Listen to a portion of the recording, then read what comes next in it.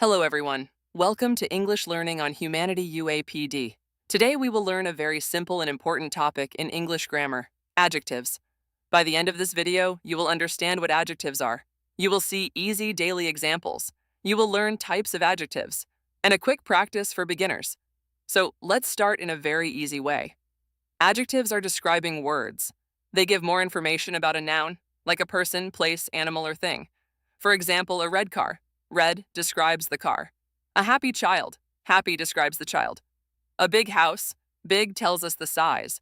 Without adjectives, sentences feel plain and boring. With adjectives, sentences become clear, colorful, and interesting. We use adjectives in daily life all the time. Examples: a small dog, a hot tea, a cold water, a beautiful dress, a bright sun. These words help listeners see, feel, and imagine what we are talking about.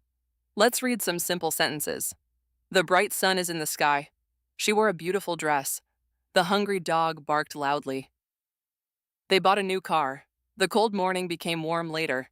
See how adjectives make sentences more detailed and clear. Here are 5 easy types. Size: big, small, tall. Example: a large elephant. Color: red, blue, green. Example: a yellow sun.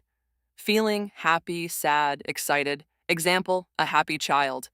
Number: 1, 2, many. Example: 3 apples. Quality: beautiful, strong, interesting. Example: an interesting book. Fill in the blank. The sky is yik, blue, loud. Correct answer: blue. The cake is wok, sweet and quick. Correct answer: sweet. Simple practice like this helps you learn faster. Adjectives describe nouns. They usually come before a noun, a happy child, or after is, an, am, are. The child is happy. Read and practice daily to improve quickly. Adjectives are very important in English.